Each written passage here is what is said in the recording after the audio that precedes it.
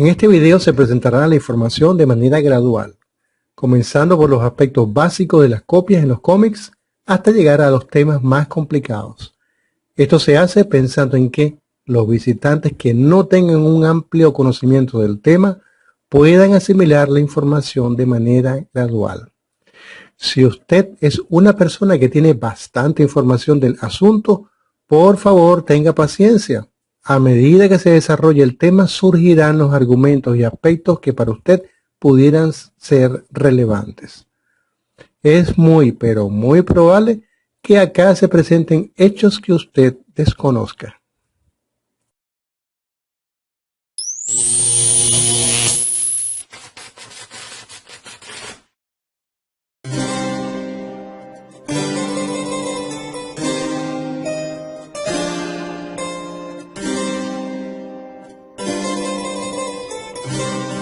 En el año 1499, el escultor Miguel Ángel, con solo 24 años de edad, tuvo la habilidad de plasmar en una gran veta de mármol blanco de 1,95 centímetros de ancho y con 1,74 m de alto, lo que llegó a ser un legado cultural, estético y hermoso a la humanidad. Se trata de una escultura llamada La Piedad, en la que se representa a María junto al cuerpo de su hijo muerto. Pero más allá de lo complejo que es cincelar un bloque de mármol blanco, se puede apreciar la belleza y la precisión. Note que María no es representada como una mujer adolorida y llorosa, como sería lógico en una madre que acaba de perder a su hijo, sino más bien con una calma hasta, diríamos, sobrehumana.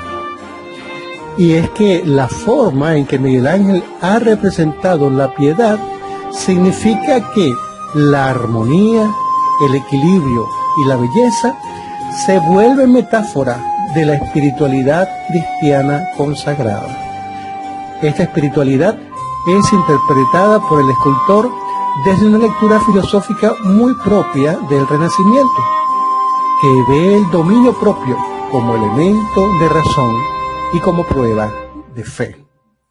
Esta obra, esta excelencia, ha sido a través de los tiempos una referencia a la excelencia y ha servido de inspiración a pintores y escultores de todas las épocas. A estas alturas del video usted se estará preguntando, ¿pero qué tiene que ver una escultura del siglo XV con los cómics en el siglo XXI? Mucho, y permítame explicarle por qué. La escultura es conocida como el segundo arte, entendiéndose como el arte al medio de expresión artística, siendo la primera la arquitectura, la tercera la pintura, la cuarta la música, la quinta es la danza, la sexta es la literatura y poesía, el séptimo arte es el cine, la octava es la fotografía y el cómic es conocido como el noveno arte. Entonces vemos que el cómic es considerado un arte y comparte ese estatus con 8 artes más. Muchas de estas artes se afectan unas a las otras, y en este caso específico, la piedad de Miguel Ángel ha afectado para bien al noveno arte. Estos son solo unos ejemplos.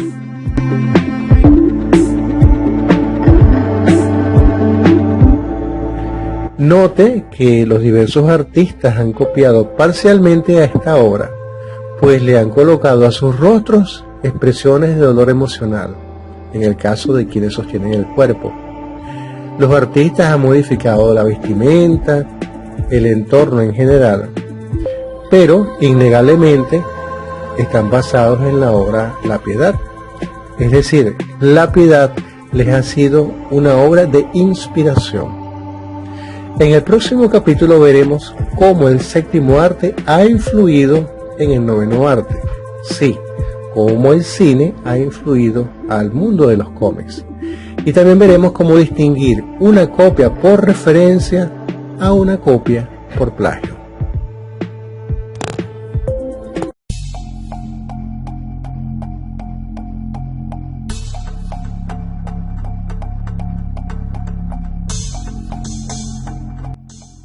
No es sencillo distinguir entre plagio y una simple copia como referencia o inspiración, como lo quiera llamar.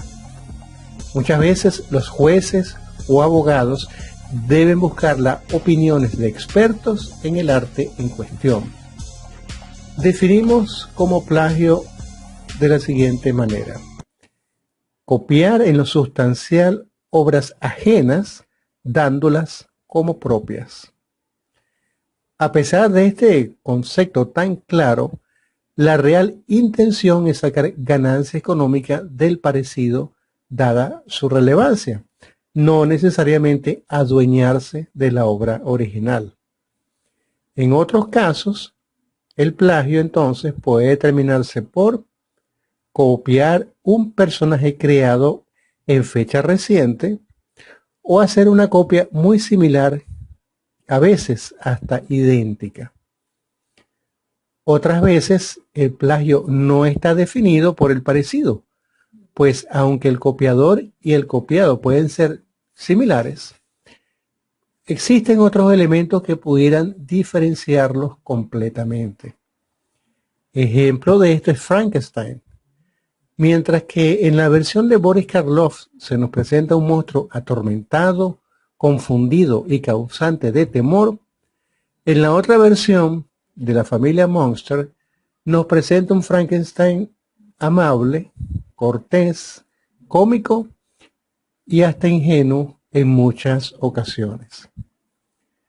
Hay personajes que, por más parecido que puedan hacerse de ellos, es decir, ellos llegan a ser el patrón, jamás podrán ser plagiados, pues estos personajes han marcado el molde para ese tipo de caracteres. En cualquier referencia o copia de ellos, inequívocamente hará recordar siempre a su versión original. Son, por decirlo así, originales que no pueden ser plagiados en ninguna manera. Acá vemos algunos ejemplos de ello y cómo estos personajes han inspirado al noveno arte.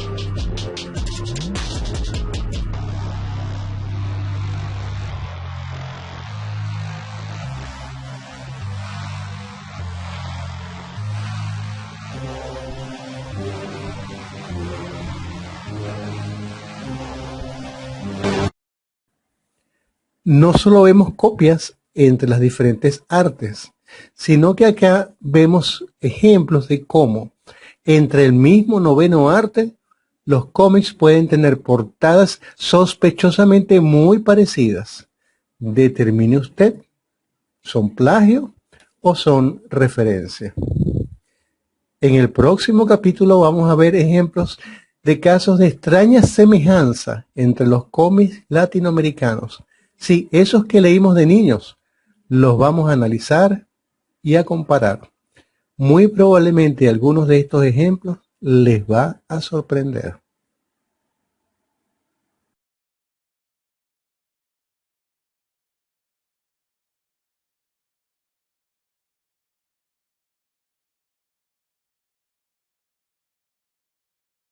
Empezamos este análisis con Calimán. Por ser uno de los cómics con mayores tirajes de números, nos provee mayores oportunidades de análisis.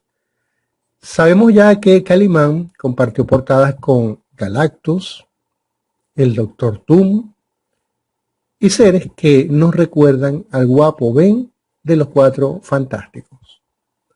La posibilidad de plagio, según lo define la palabra, es nula, pues es imposible querer apropiarse de personajes tan conocidos. ¿Demandó Marvel? ¿Llegaron a algún acuerdo? ¿Se hizo con permiso? Aparentemente jamás lo sabremos. Vamos a analizar otra.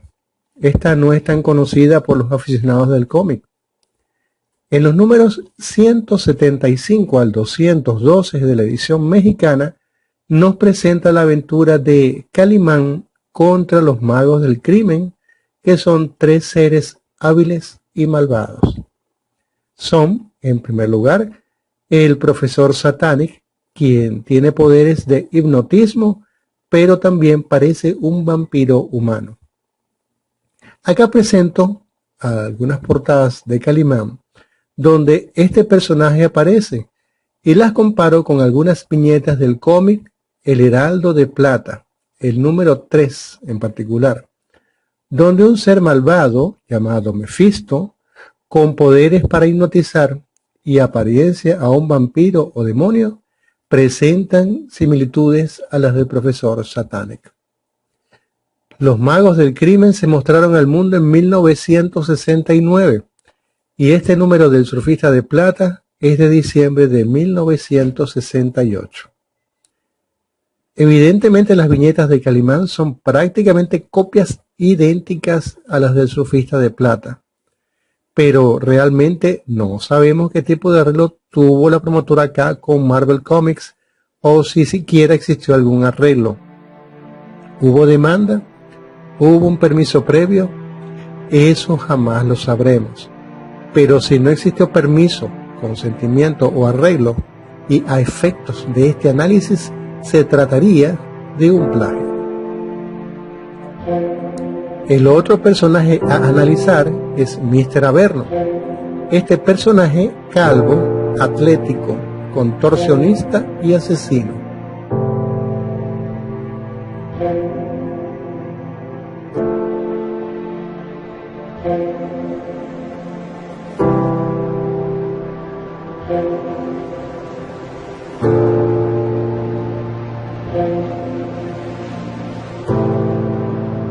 Lo compararemos con Deadman de la casa DC Comics.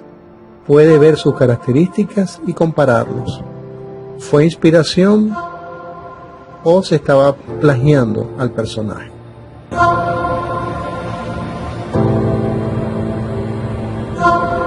Un dato importante es que Deadman es del año 1969 y Deadman salió por primera vez en el número 207 del cómic Strange Adventures, octubre de 1967.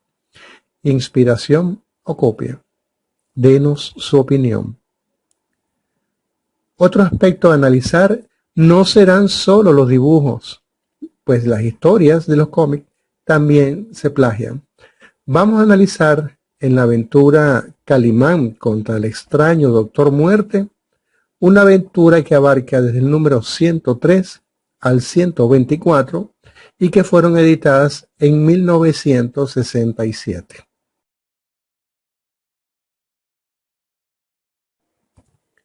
Justo en el episodio 124, que es el último, Burna, quien es el Doctor Muerte, se apresura a asesinar al Dalai Lama. Calimán, en forma de espíritu, hace un movimiento y retira el hacha de manos del verdugo. Luego de intercambiar palabras, ambos personajes se encuentran en su forma espiritual y comienzan un combate épico. El combate se va intensificando y Burna, por estar perdiendo la pelea, procede a materializarse y se transforma en una serpiente. Calimán contraataca y se convierte en un corpulento caballo. Burna se transforma de nuevo, pero esta vez en una pantera, y Calimán se transforma en un poderoso tigre.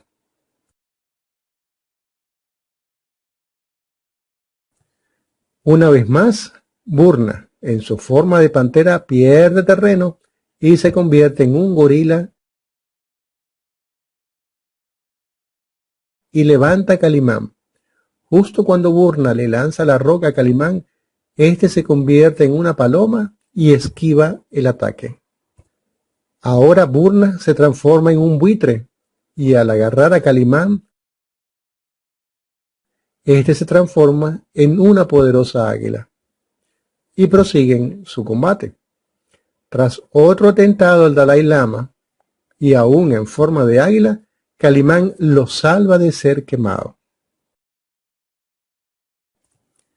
Las llamas alcanzan al cuerpo de Burna, y este, al ver que su cuerpo mortal está siendo quemado, se desespera y huye. Un aldeano, al ver al buitre gigante, lo mata clavándole una flecha en el corazón. Calimán vence como siempre, no mancha sus manos de sangre y el infortunio alcanza al malvado. Esta aventura fue realmente épica, una de las mejores de Calimán. Quiero compartir con ustedes una aventura de otro personaje que resulta ser sospechosamente parecida. En una cueva se nos muestra a un hechicero vestido con capa amarilla, dando órdenes de ejecutar a una doncella que yace amarrada. Justo al momento de dar el golpe mortal, su espada se convierte en una culebra. El verdugo la suelta, la joven ha salvado su vida. ¿Cómo fue posible? Aparece el héroe de la historia y el personaje resulta ser un místico parecido a Calimán, con poderes similares a Calimán, que tiene la capacidad de hacerse gigante. Eso sí lo diferencia de Calimán. También tiene un turbante y poderes mentales como Calimán. El mago malvado, como Burna, también con poderes mentales, se hace de igual manera gigante, como el héroe de la historia. Y el héroe de la historia lo reta en un combate a muerte. El hechicero acepta y ambos pasan a combatir en forma espiritual.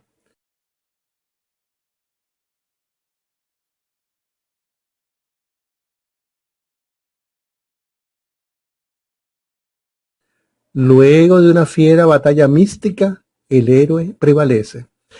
El hechicero entonces intenta escapar, se transforma en un rápido venado y echa a correr. El héroe se transforma en un halcón y lo elimina, por ende muere el hechicero.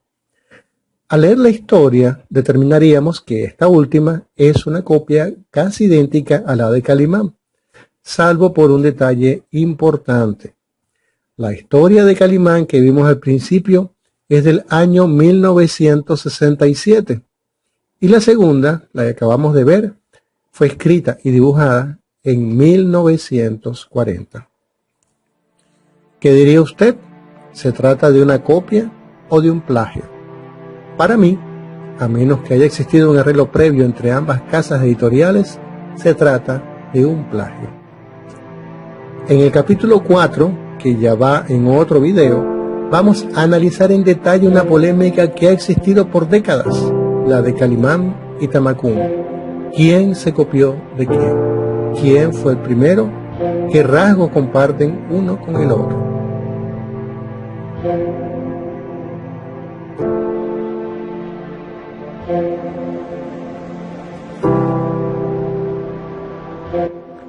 Ya vimos que el hombre increíble tiene sospechosos parecidos con otros personajes.